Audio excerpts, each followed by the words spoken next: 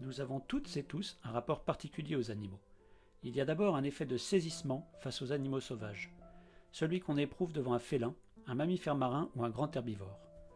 Quelles que soient les couches de civilisation et de progrès qu'on met entre eux et nous, il y a là quelque chose qui vient du plus profond de nous-mêmes, qui nous ramène à l'animal primaire qu'on a été et qu'on est toujours un peu forcément.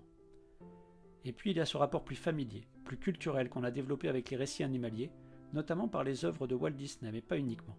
Tous ces dessins, ces livres, ces films qui ont baigné notre jeunesse et qui nous prédisposent à un lien particulier avec ce type de personnage. C'est ce lien que j'ai voulu retrouver avec la série que je vous présente aujourd'hui.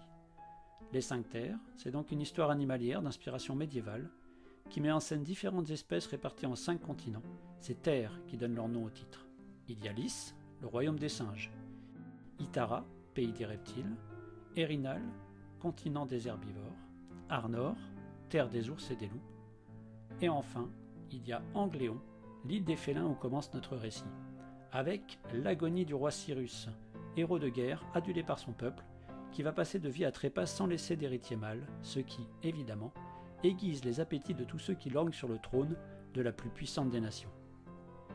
Les 5 Terres, c'est aussi et surtout un récit choral, puisqu'autour de la succession du roi, nous allons suivre une quinzaine de personnages principaux, depuis l'entourage proche du souverain jusqu'au bas peuple, dont les destins vont tous s'entrecroiser au cours des 6 volumes que compte ce premier cycle, astucieusement baptisé Angléon.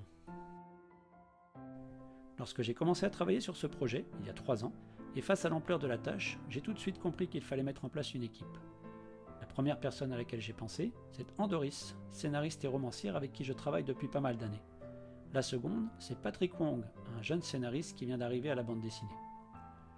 Les 2 axes forts de l'équipe graphique, ce sont Didier Poli d'une part, qui est le directeur artistique de la série, et puis Jérôme Le Reculé, qu'on ne présente plus, qui est la cheville ouvrière narrative et graphique, seul capable à ma connaissance d'assurer la qualité et le train d'enfer auquel nous nous astreignons.